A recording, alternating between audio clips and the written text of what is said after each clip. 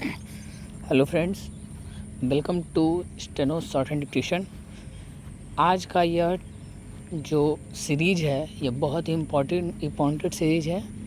जैसा कि कल गणेश चतुर्थी और एक बहुत अच्छी खुशखबरी आई हम लोगों के सामने, जिसका सभी को बेसब्री से इंतज़ार था। UP SSSC अपर निजी सचिव का वैकेंसी है, जो बरसों से लोग इंतज़ार कर रहे हैं। इसके पहले आई थिंक 10 साल पहले इसकी वैकेंसी आई थी, जो अब आई है।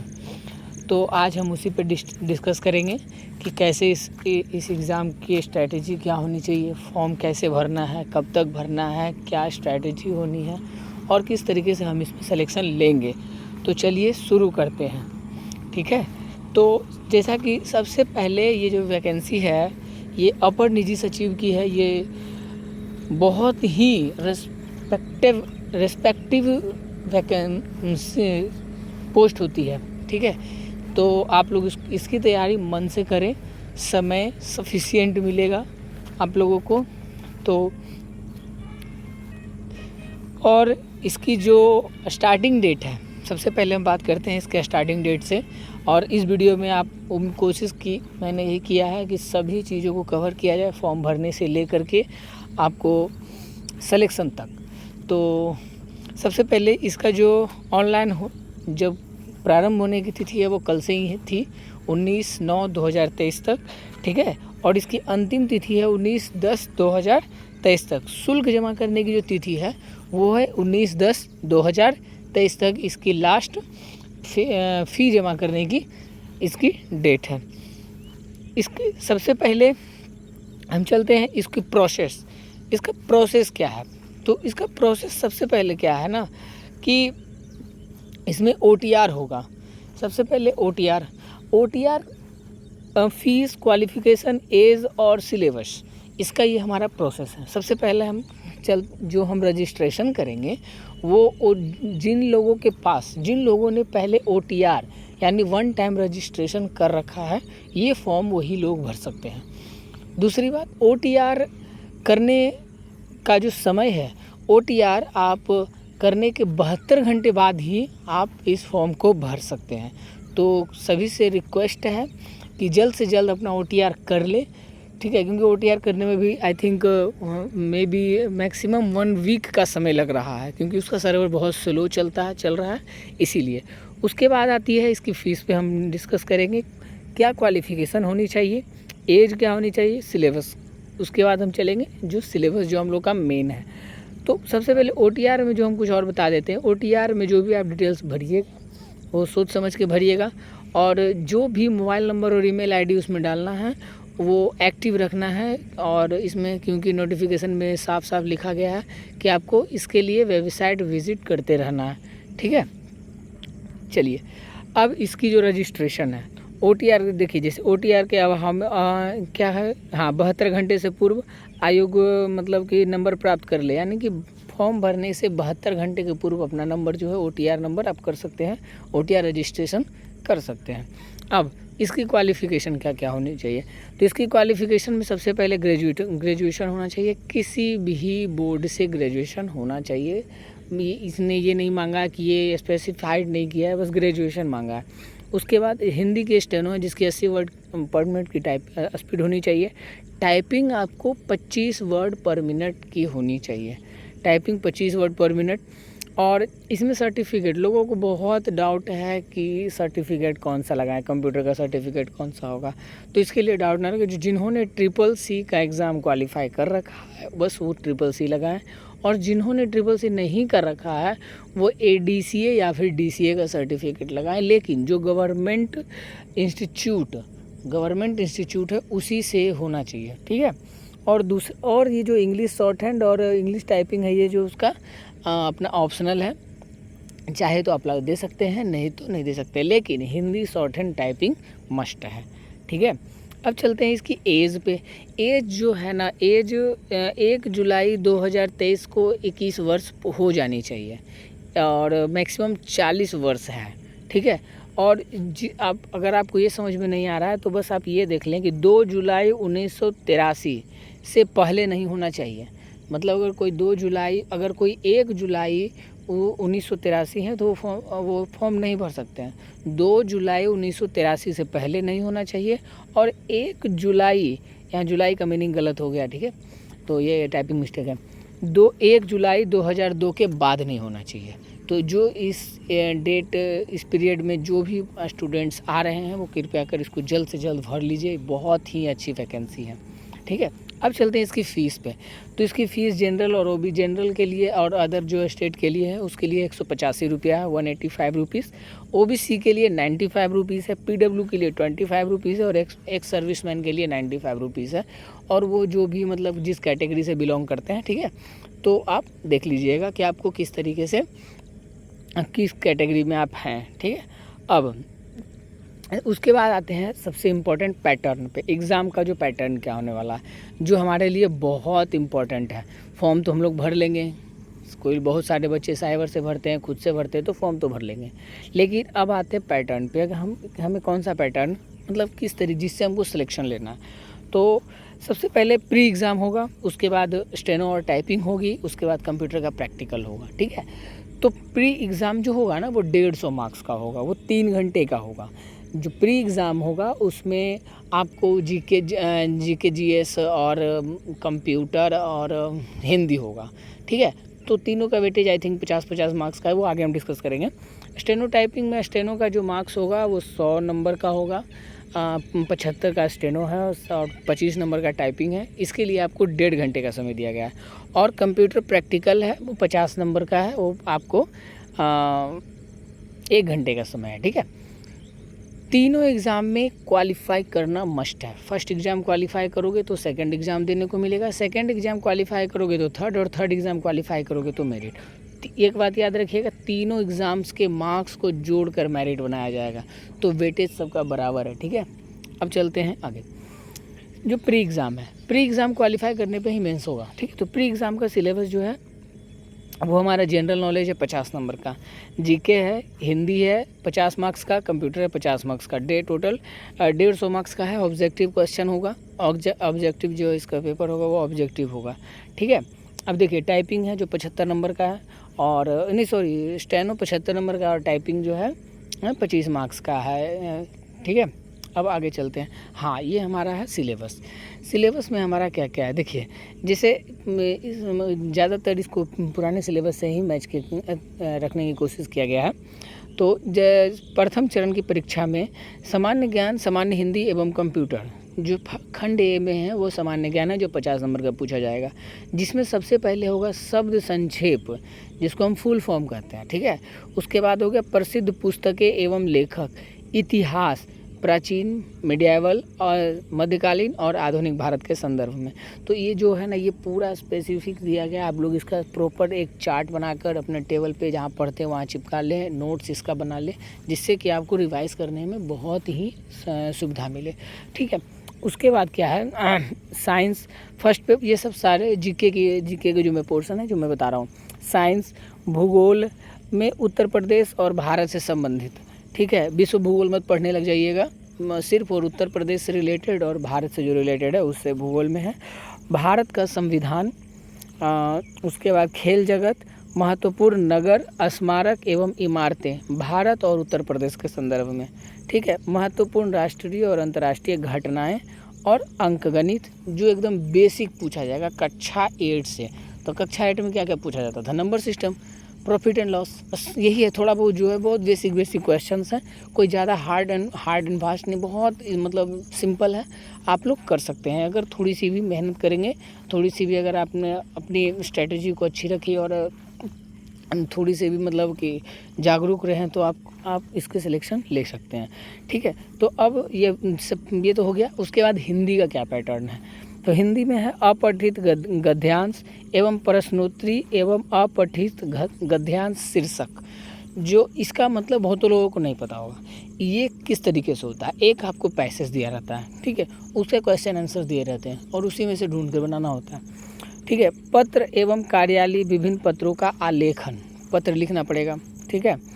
मुहावरे, लोकोक्तियाँ और उनका प्रयोग, मुहावरे दिया रहेगा, लोकोक्ति दिया रहेगा और उसका अर्थ लिखना है, और उससे अर्थ के बाद उसका एक छोटा सा सेंटेंस बना देना है उसके रिलेटेड, इस तरीके से, ठीक है। अनेक शब्दों का एक शब्द, ठीक है। और फिर है वाक्यों का शुद्धिकरण, जैसे राम कह रही थी, राम कह रही थी थोड़ी होगा, राम कह रहा था, इस तरीके से जो शुद्धिकरण होता है वो। उसके बाद पर्यायवाची एवं विलोम शब्द और शब्दों के अर्थ हिंदी से अंग्रेजी एवं अंग्रेजी से हिंदी, ये 10th क्लास यानी कि 10th क्लास के लेवल के हो गए, ठीक है। तो आपको हिंदी में भी कोई डाउट नहीं होना चाहिए, मैंने जहाँ तक हो सका मैंने उसको एकदम डिस्क्राइब करके बताने की कोशिश की है, ठीक है। उसके बाद है कंप्यूटर। कंप्यूटर बहुत सारे लोगों को लगता है कि अरे यार कंप्यूटर पूछ रहा है, आज का सिलेबस में कुछ नहीं पूछ रहा है ज़्यादा। कंप्यूटर में आपको PhD नहीं करने बोल रहा है, जो बेसिक फंडामेंटल है बस उसी के बारे में पूछता है। कोई भी एग्ज़ाम उठा के देख लीजिए इसका, कंप्यूटर के लिए देखिए मैं बता देता हूँ कि कौन सी बुक इसके लिए, कौन सी बुक पढ़नी है वही मैं बता दूंगा अभी। पहले मैं कंप्यूटर का जो है वो डिस्कस कर देता बता देता हूँ। Basic knowledge of working on window system platform on desktop and laptop with peripherals like printer, scanner, microphones and speaker, जो बेसिक नॉलेज है कंप्यूटर का, ठीक है, और लैपटॉप का, विंडो सिस्टम का, बस वो पूछेगा, उससे ज़्यादा कुछ नहीं पूछेगा। दूसरा working knowledge of Microsoft office package, MS office, तो जनरली जो है MS ऑफिस का जो जनरली है क्या, उसमें क्या बोलेगा कि बोल्ड कहाँ से करना है, इटैलिक कहाँ से करना है, अंडरलाइन कहाँ से करना है, वगैरह वगैरह, ये एकदम बेसिक फंडामेंटल है। मतलब यूँ समझ लीजिए जब आप कंप्यूटर खोलते हैं, कंप्यूटर खोलने के बाद जो आप यूज़ करते हैं, एक पैराग्राफ अगर आपको फिर भी समझ में नहीं आ रहा तो एक पैराग्राफ ले लीजिए और उसमें आप जो एडिटिंग कर सकते हैं वही आपका एग्ज़ाम में पूछेगा, बस। अब जो एडिटिंग करने का मतलब ये नहीं है कि आप कुछ और करने लग जाओ, मतलब उसमें जो फॉर्मेटिंग होती है, जैसे एक होता है उसका पेज अलाइनमेंट होता है, यही सब वगैरह प्रैक्टिकल में पूछता है, ज़्यादा कुछ भी नहीं पूछता, हार्ड एंड फास्ट, ठीक है। उसके बाद क्या लिखा हुआ, convergent in the use of www यानी world wide web and popular websites के बारे में कुछ पूछेगा तो जो आप देख लीजिएगा, जो करंट न्यूज़ में रहेगा ये सब उसी से रिलेटेड होगा, ठीक है। Working knowledge of preparation and presentation, PPT से क्वेश्चन पूछेगा, MS ऑफिस पावर पॉइंट से पूछेगा, ठीक है। और with different style and animation, तो ये सब सिंपल सा सिंपल है, इस थोड़ा सा अगर आप प्रैक्टिस कर लोगे तो आप कर सकते हो। अब आ गया आपका जो पहला एग्ज़ाम आप क्वालिफाई कर लोगे तो आएगा आपका second paper in the sense क्या, आंसू लिपि, शॉर्ट हैंड, ठीक है। हिंदी में होनी है, 80 वर्ड पर मिनट की स्पीड होगी, ठीक है। और इसको ट्रांसक्रिप्ट करने के लिए आपको 60 मिनट दे रहा है, समझे, 5 मिनट। अब आप ही सोचिए 8:40 400 वर्ड को टाइप करने के लिए 60 मिनट दे रहा है। कौन ऐसा एग्ज़ाम देता है, कोई देता है? नहीं देता है। ये बहुत ही गोल्डन अपॉर्चुनिटी है। और उसके बाद जो है टाइपिंग 5 मिनट का टाइपिंग टेस्ट लेगा, ठीक है। और उसके बाद है कंप्यूटर प्रैक्टिकल। कंप्यूटर प्रैक्टिकल में क्या क्या पूछेगा, वही वर्किंग नॉलेज ऑफ ईमेलिंग, आपको ईमेल सेंड कैसे करते हैं, रिसीव कैसे करते हैं, ठीक है। उसमें कोई अटैचमेंट कैसे लगाते हैं, ईमेल से प्रिंट किस तरीके से किया जाता है, एड्रेस बुक क्या है, यही सब। उसके बाद conversation use of world wide web, ये मतलब ये PT से ही रिलेटेड है। अगर आप उसको PT में जो भी पढ़िएगा वो सब इसको प्रैक्टिकल करने को मिल जाएगा, तो इसमें आपको अलग से कोई मेहनत करने की ज़रूरत नहीं है। उसके बाद हैंड्स ऑन माइक्रोसॉफ्ट ऑफिस पे आप काम किए होने चाहिए, ठीक है, जिसमें हो गया वर्ड, एक्सेल और पावर पॉइंट। डॉक्यूमेंट राइटिंग लिखना है MS वर्ड में, जो आप टाइपिंग करते हैं वो डॉक्यूमेंट राइटिंग हो गया, ठीक है। उसमें है हेडर फुटर ये सब वगैरह, नंबर सिस्टम, पेज नंबर लगाना, ये सब थोड़ा देखना पड़ेगा, ठीक है। उसके बाद है फॉर मेलिंग, मेल करना, किस तरीके से हम किसी भी फाइल को मेल करते हैं, ठीक है। उसके बाद punctuation, insertion of table diagram वगैरह बनाना। उसके बाद making of power point presentation, एक छोटा सा पावर पॉइंट प्रेजेंटेशन बनाने के लिए कह देगा कि एक आपको स्पेसिफाइड टॉपिक दे दिया जाएगा और उस पर बोलेगा कि आपको पावर पॉइंट बनाना है, तो इसके लिए आपको थोड़ी प्रैक्टिस करनी पड़ेगी। और use of formulas and calculation in Excel sheet, तो एक्सेल शीट में जो आप फार्मूला जो होते हैं मैक्सिमम शायद आई थिंक जो मोस्ट इंपॉर्टेंट होते हैं वो शायद 50 से 60 फार्मूला भी नहीं होंगे, मुश्किल से 30-35 फार्मूलाज हैं जो बहुत इंपॉर्टेंट है, जो बार बार पूछे जाते हैं एग्ज़ाम्स में। एग्ज़ाम्स के रिलेटेड तो मैं भी 20 से 25 आई थिंक बहुत ज़्यादा बोल दिया, लेकिन फिर भी उतना होंगे तो वो पूछे जाते हैं। तो आप उसको आप अच्छे से याद कर लें। और याद करने से कुछ नहीं होगा, अब आप कॉपी लेके लिख लें, रट ले, वैसे नहीं होगा। आपको प्रैक्टिकल करना पड़ेगा, उस चीज़ को जीना पड़ेगा, प्रैक्टिकल कर करके, ताकि जब एग्ज़ाम में जब आएगा ना तो फटाक से आपको भले दिमाग में ना रहे, लेकिन अरे इसको कैसे किए थे वो याद आ जाएगा। ठीक है, तो आप इस बात का ध्यान रखें। हाँ, अब जो टाइपिंग का जो फ़ॉन्ट होगा वो कीर्तिदेव 10 होगा, के साथ साथ मंगल फ़ॉन्ट का भी विकल्प दिया जाएगा। मतलब इसका जो है टाइपिंग का जो है फ़ॉन्ट कीर्तिदेव 10 और मंगल दोनों दिया जाएगा। तो आप इसके लिए टेंशन ना ले कि मंगल वाले की कीर्तिदेव में कैसे करेंगे, कीर्ति वाले मंगल में कैसे करेंगे, कुछ नहीं टेंशन लेना है, बस चुपचाप अपने में मेहनत करना है। ठीक है, अब चलते हैं आगे। तो अब यही है, इतना ही बोलना था मुझे। Thank you. और आप बस यही है ओवरऑल कि आप बस मेहनत कीजिए, कोशिश कीजिए, हो जाएगा। ज़्यादा मतलब कुछ भी नहीं है। अब अगर जिनको कंप्यूटर में समझ में नहीं आ रहा है कि हम किस बुक से पढ़ें, तो आप ज़्यादा कहीं भी मत भागिए। अब एक रुक्मणी का बुक आता है कंप्यूटर का, एकदम बहुत पतला सा बुक होता है, बहुत पतला सा, उसको पढ़िए, उसको आप पढ़ जाइए, बस काम ख़त्म है, उससे बाहर कुछ भी नहीं आएगा। अब ये नहीं कि हम ये वीडियो देख लिए, वो वीडियो देख लिए। और एक चीज़ यार, यूट्यूब पर तो बिल्कुल भी ज़्यादा दिमाग मत लगाइए, क्योंकि यहाँ पे लोगों को पढ़ाने से ज़्यादा डाइवर्ट किया जाता है ताकि उनका कोर्स बिके। ठीक है, अब देखिए अभी जब वैकेंसी आई है, अब 1000 तरीके के कोर्स निकलेंगे। एक बात बताइए, आप इतना दिन से पढ़ रहे हैं, फॉर्म भर रहे हैं, पढ़ रहे हैं, तो उसके लिए अलग थोड़ी पढ़ना है। जो पढ़ लिए सो पढ़ लिए, उसी में ना हमको पढ़ना है। तो बस हमें तो क्या करना है, सिलेबस के अकॉर्डिंग छांटना है कि अब हमें क्या और देखना है, क्या नहीं देखना है। ठीक है, तो चलिए बस यही है रुक्मणी के। आप कंप्यूटर के लिए बस एक छोटी सी पतली सी बुक आती है, बहुत पतली सी, मैक्सिमम 40-45 पेज की, 50 पेज की बुक है, आप उसको पढ़ जाइए। ठीक है, और प्रैक्टिकल कीजिएगा, बहुत फ़ायदा होगा। ठीक है, बाकी जीके के लिए तो जीके के लिए आप जो भी बुक्स हैं, जो मतलब रेगुलर बुक्स हैं, बस वही ध्यान दीजिए। याद रखिए, वर्ल्ड का कोई भी चीज़ नहीं पूछेगा, जो भी यूपी और भारत के संदर्भ में है वही पूछेगा, यूपी और भारत के संदर्भ में। तो उस बात को याद रखिएगा कि जहाँ जो अभी करंट न्यूज़ है, बस वहीं से एकदम डायरेक्ट क्वेश्चन ये उठाएगा, ये 100% श्योर है। मैथ के लिए टेंशन नहीं लेना है। अगर आप कंपटीशन की तैयारी कर रहे हैं तो आप मैथ जानते होंगे, हम यही मानते हैं, और समय सफिशिएंट है, आप बना सकते हैं। ठीक है, तो चलिए, बेस्ट ऑफ लक। उम्मीद करते हैं कि मैंने जितना भी इसको डिस्क्राइब हो सकता था मैंने किया। फॉर्म कैसे भरना है, फॉर्म कब भरना है, क्या डेट है, आपको क्या क्या स्ट्रैटेजी अपनानी है, कौन सी बुक्स पढ़नी है, कैसे पढ़नी है और कैसे प्रैक्टिस करनी है। ठीक है, तो अब उम्मीद करते हैं कि इसमें मैंने सब कुछ करने की कोशिश की है, क्लियर करने की कोशिश किया है, और वो क्लियर हो गया होगा। तो अब आप ज़्यादा इधर उधर ध्यान ना देकर अपना पढ़ाई पे लग जाएं। और मैं एक बार फिर से कहना चाहता हूँ, अभी आपको मिनिमम आई थिंक 2 महीना 3 महीना समय मिलेगा, तो आप लग जाइए जम करके। यूट्यूब के उसका वीडियो कहाँ से क्वेश्चन आएगा, ये वो कोई भगवान नहीं है जो बता दे कि यहीं से क्वेश्चन आएगा। सबसे बेसिक चीज़ है, आप प्रीवियस ईयर क्वेश्चन उठाइए, प्रीवियस ईयर क्वेश्चन मारिए और बस उससे रिलेट करने का कोशिश कीजिए। ब्रह्मास्त्र है। आप खुद एक टीचर बन के सोचिए कि अगर हम एक टीचर होंगे तो किस तरीके से हम क्वेश्चन सेट करेंगे। एग्ज़ामिनर एग्ज़ाम में वो क्वेश्चन डालता है जो सबसे बने, और 10-15 क्वेश्चन वैसा डालता है जो किसी से ना बने। ठीक है, तो बस मान के चलिए, आपको इस तरीके से सेट करना है और खुद को टीचर बनने की कोशिश कीजिए।